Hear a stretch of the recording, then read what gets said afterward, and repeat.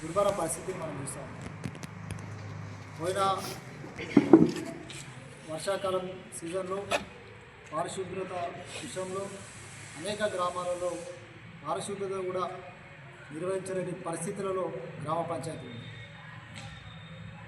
పండుగలు ఏదైనా వస్తే కనీసం స్ట్రీట్ లైట్లు వేసుకునే పరిస్థితి కూడా గ్రామ పంచాయతీలో లేదు.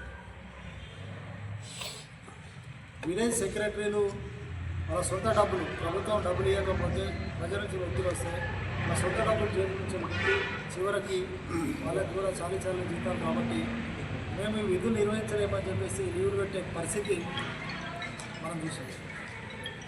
చివరికి ఈరోజు ఈ రాష్ట్ర ప్రభుత్వం ఈరోజు ఎన్నికలు నిర్వహించడానికి ముందుకు వచ్చింది. అయితే ఈ రాష్ట్ర ప్రభుత్వం ఇలా ఎన్నికలు నిర్వహించడానికి ముందుకు రానికి ప్రధాన కారణం ఇలా కేవలం కేంద్ర ప్రభుత్వం యొక్క నిధులు, విద్యుత్ ఫైనాన్స్ నిధులు ఏవైతే ఉన్నాయో 3,000 కోట్ల పైన నిధులు ఒకవేళ ఈ ఎన్నికలకైనా ఇప్పుడైనా నిర్వహించకపోతే ఆ నిధులు వాపసు అయ్యే అవకాశం ఉంది. కాబట్టి వాపసు వద్దామన్న ప్రమాదంతో ఇలా ఈ ఎన్నికలు పెడుతున్నామని చెప్పేసి సాక్షాత్తు ఈ రాష్ట్ర ప్రభుత్వం రాష్ట్ర మంత్రి గారు చెప్పడం జరిగింది.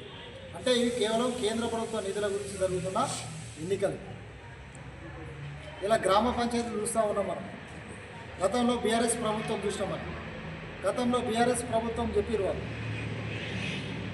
గ్రామాలలో అభివృద్ధి చేస్తాము, మిగిలిన ఒకవేళ ఏకగ్రీవం చేస్తే మీ గ్రామాలకు 5 లక్షల రూపాయల ప్రోత్సాహం ఇస్తామని చెప్పేసి గతంలో బీఆర్ఎస్ ప్రభుత్వంలో చెప్పడం జరిగింది. వాళ్ళు ప్రోత్సాహం ఇచ్చడం పక్కకు పెడితే మన పార్లమెంట్లో కూడా సుమారు దాదాపు 60-70 గ్రామ పంచాయతీలలో ఈ కరీంనగర్ పార్లమెంట్లో ఏకగ్రీవాలు అయినాయి.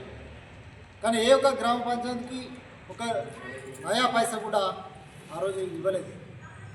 వాళ్ళు నిధులు ఇవ్వకపోవడమే కాకుండా సర్పంచులు వాళ్ళ సొంత డబ్బులతోని పనులు చేస్తే వాటికి బిల్లులు రాక సర్పంచులు ఆత్మహత్య చేసుకున్న దుస్థితి మనం బీఆర్ఎస్ ప్రభుత్వంలో చూసాం. ఇప్పటికీ ఇంకా కూడా సర్పంచులు రోడ్ల మీదకి వచ్చి ఆ పాత బిల్లులు, ఆ పెండింగ్ బకాయి బిల్లులు నాకు డబ్బులు ఇవ్వాలని చెప్పేసి ధర్నాలు చేసే పరిస్థితి వీటికి కూడా మనం చూస్తూ ఉన్నాం. కాబట్టి ఇలా బీఆర్ఎస్ పాలనలో మొత్తం గ్రామ పంచాయతీలు, గ్రామ వ్యవస్థను కూడా మొత్తం నిర్వీర్యం చేసింది బీఆర్ఎస్ ప్రభుత్వం. కాంగ్రెస్ ప్రభుత్వాలు చూస్తూ ఉన్నాం. 2 సంవత్సరాలు అవుతుంది. రేపటి నుంచి ఏదో ప్రజా పాలన ఉత్సవాలని చెప్పేసి వాళ్ళు సంబరాలు చేసుకుంటూ ఉన్నారు. నేను అడుగుతూ ఉన్నాను కాంగ్రెస్ ప్రభుత్వాన్ని, మీరు ఏం చేశారని చెప్పేసి ప్రజాపాలన ఈ ఉత్సవాలు చేస్తూ ఉన్నారని చెప్పేసి నేను కాంగ్రెస్ ప్రభుత్వాన్ని అడుగుతా ఉన్నాను. ఇలా రేవంత్ రెడ్డి గారు ఈ రాష్ట్ర ముఖ్యమంత్రి గారే స్వయంగా ప్రకటించిండు, నా దగ్గర నయా పైసా లేదు, గత ప్రభుత్వం చేసిన అప్పులు కట్టడానికే మళ్ళీ నేను అప్పులు చేయాల్సి వస్తూ ఉన్నది, కాబట్టి నేను నిధులు ఇచ్చిన పరిస్థితులు లేదని చెప్పేసి సాక్షాత్తు ఇలా ముఖ్యమంత్రి చెప్పింది.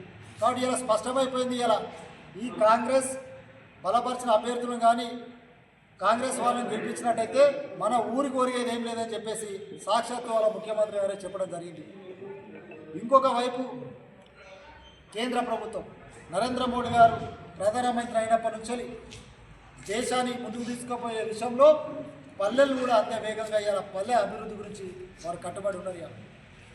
ఇలా ప్రతి పల్లెలో కూడా జరిగిన ఈ గత 10-12 ఏళ్ల కాలంలో జరిగిన అభివృద్ధిని మనం తీసుకున్నట్టయితే ప్రతి పైసా కూడా అది కేంద్ర ప్రభుత్వం వచ్చిన నిధి లేదంటే రాష్ట్ర ప్రభుత్వం సంబంధించిన ఒక్క రూపాయి కూడా మనకి ఇక్కడ కనబడుతుంది. అంటే ఇలా పల్లెలు, గ్రామ పంచాయతీలలో అభివృద్ధి కార్యక్రమాలు లేదా ఉపాధి అవకాశాలు, ఇలా గ్రామీణ ఉపాధి హామీ పథకం, ఇలా పల్లెల్లో ఏమైనా ఉపాధి దొరుకుతుంది, ఇలా పల్లెలు నిజంగా ప్రశాంతంగా కొంత జీవనోపాధితోని ప్రజలు ఇలా కొంత బతుకుతున్నట్టే అది కేవలం ఇలా 100 రోజుల గ్రామీణ ఉపాధి హామీ పథకం ఏదైతే ఉందో దాని ద్వారా ఇలా లబ్ధి పొందుతూ ఉన్నారు. ఇలా 100% కూడా ఇలా కేంద్ర ప్రభుత్వాన్ని. కాబట్టి ఇలా గ్రామ పంచాయతీ ఎన్నికలు, ఇలా గ్రామాల అభివృద్ధి అనేది ఇలా భారతీయ జనతా పార్టీ నరేంద్ర మోడీ గారు ఇలా బండి సంజయ్ కుమార్తో తప్పితే ఇలా ఈ రాష్ట్ర ప్రభుత్వం గతంలో బీఆర్ఎస్ ప్రభుత్వం కావచ్చు, ఇలా కాంగ్రెస్ ప్రభుత్వం కావచ్చు, ఏ ఒక్క రూపాయి ఇచ్చే పరిస్థితి ఇలా మనకు కనబడతలేదు.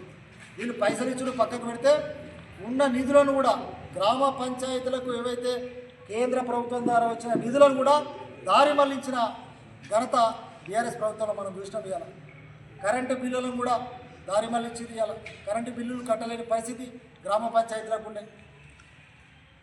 ఇలా ఏ గ్రామ పంచాయతీ పోయినా మనకు కనబడుతుంది. ఇలా ఊరికి పోగానే పల్లె ప్రకృతి వనం కావచ్చు, లేకపోతే అంగన్వాడీ సెంటర్ కావచ్చు, లేక కొత్తగా నిర్మించే గ్రామ పంచాయతీ కావచ్చు, సీసీ రోడ్లు కావచ్చు, ప్రతి ఒక్కటి కూడా ఇలా కేంద్ర ప్రభుత్వ నిధుల ద్వారా చివరకు శ్మశాన ఇలా వైకుంఠ ధామాలు కూడా ఇలా కేంద్ర ప్రభుత్వ నిధుల ద్వారానే ఇలా ఊరు అభివృద్ధి చెందుతూ ఉన్నది. ఇంకోవైపు ఇలా రూపాయి కిలో బియ్యం ఇలా 100% ఇలా కేంద్ర ప్రభుత్వం నుంచి వస్తూ ఉన్నది.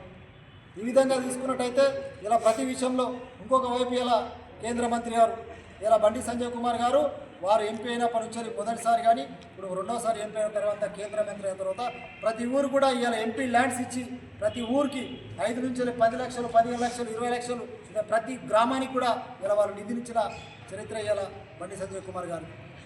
ఎంపీ ల్యాండ్స్ ద్వారానే కాకుండా ఇలా సిఎస్ఐఆర్ నిధుల ద్వారా ఇలా మన హుస్నాబాద్ కాన్స్టిట్యూన్సీలోనే ఇలా సింగిల్ రోడ్లను డబుల్ రోడ్డుగా మండలం నుంచి ఇంకో మండలానికి ఇలా హుస్నాబాద్కు కనెక్టివిటీ రోడ్లను ఇలా డబుల్ రోడ్ అవుతున్నాయంటే ఇలా సిఆర్ఐఎఫ్ ఫండ్స్ ద్వారా.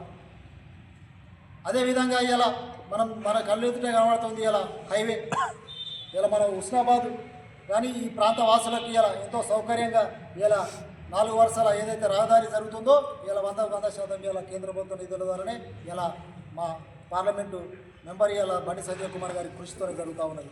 ఈ విధంగా ప్రతి విషయంలో కూడా ఇలా మొన్ననే చూసిన మనం హుస్నాబాద్కు ఇలా అదే కాకుండా ఇలా సిఎస్ఆర్ ఫండ్స్ తీసుకొచ్చి కూడా ఇలా హాస్పిటల్స్ విషయంలో కావచ్చు, హాస్పిటల్ను డెవలప్ చేసుకునే విషయంలో కావచ్చు, ఇలా మొన్ననే ఇలా చాలా విలువైన ఇలా ఎక్విప్మెంట్స్ కూడా మన హాస్పిటల్కి తీసుకురావడం జరిగింది వారు. అదేవిధంగా ఇలా స్కూళ్ళను అభివృద్ధి చేసే విషయంలో ఇలా పిల్లలకు ఇలా 10th క్లాస్ పిల్లలకు ఇలా హై స్కూల్స్ను మన ప్రభుత్వ పాఠశాలను గ్రామీణ ప్రాంతాల్లో చదువుకునే పిల్లలకు ఇలా వాళ్ళకు నాణ్యమైన విద్య అందాలనే ఉద్దేశంతో ఇలా వాళ్ళకు ఎగ్జామ్ ఫీజు కూడా ఆయన జీతం నుంచి కట్టిండు. ఇలా వాళ్ళకు సైకిల్ కూడా పంపిణీ చేసిండు. ఏ విషయంలో ఏ అవసరం వచ్చినా కూడా నేను ఉన్నానంటూ ఇలా ఈ ప్రాంత అభివృద్ధికి కృషి చేస్తాను. కాబట్టి నేను మీ ద్వారా నేను ప్రజలను వేడుకుంటా ఉన్నాను.